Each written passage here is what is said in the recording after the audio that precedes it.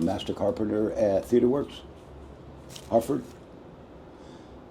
I've been doing this roughly 45 years. Started working on job sites. I've always had a fascination for wood. I can remember when I was a young kid, I would go to like condo complexes that were being built, and I'd come home with a pocket full of bent nails, and I'd go into my garage and I'd straighten them all out so I could use them. And then I would always go with my bike and I would get, you know, pieces of scrap lumber, and I'd bring them home and I would build something. And so one day I walked onto a construction site and I asked the guy if he was looking for any help, and he said, "What do you know how to do?" And I said, "I know how to work." And he said, "Good answer."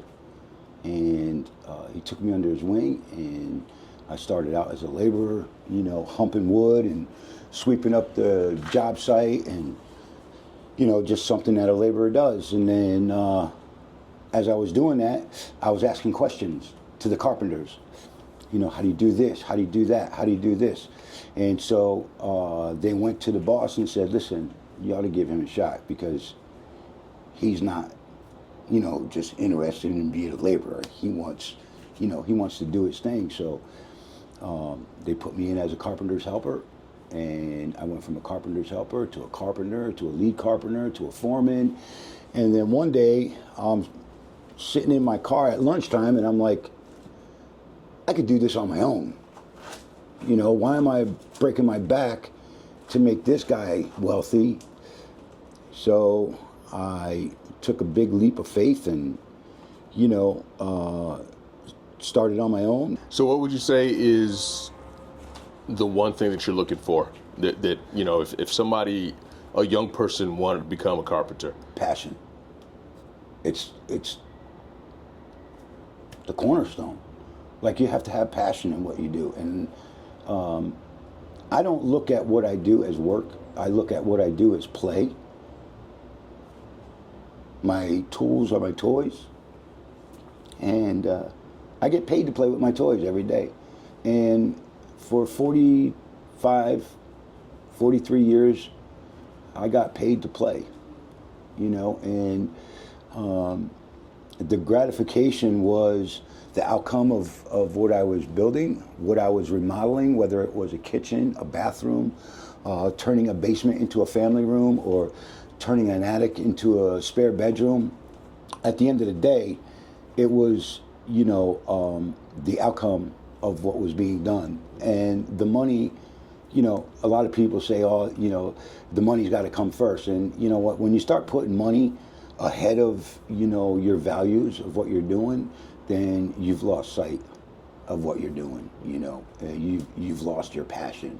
And for me, because I never looked at the money aspect of it, the passion never died, you know.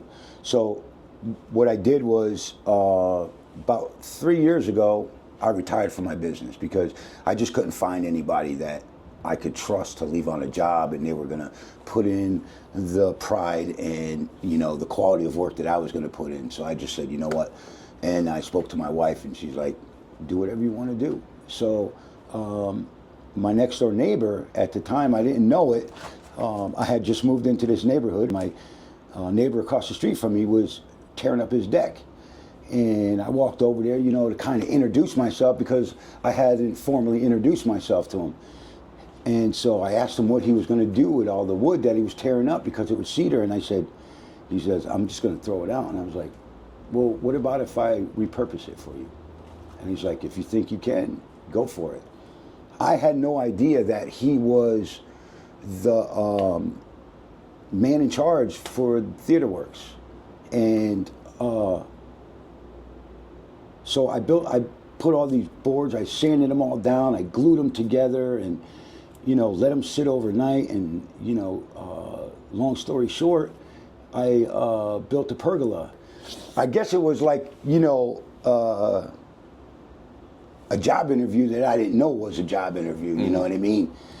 So so you never know when someone's watching you. Yeah, you never know. You never know who you're going to come across. Do you watch any of the shows? I don't miss one. I come afterwards because I like to hear, you know, the people in the audience when they comment on, you know, the set, how realistic it looks, and the build that we're doing now is for Fever Dreams, and this is probably the biggest and most challenging project that TheaterWorks has taken on, and so I'm just, you know, thrilled to be here and thrilled to be a part of this this company. Nobody treats anybody like they're beneath them. Everyone is equal. It's a great place to work. You know what I mean? It really is.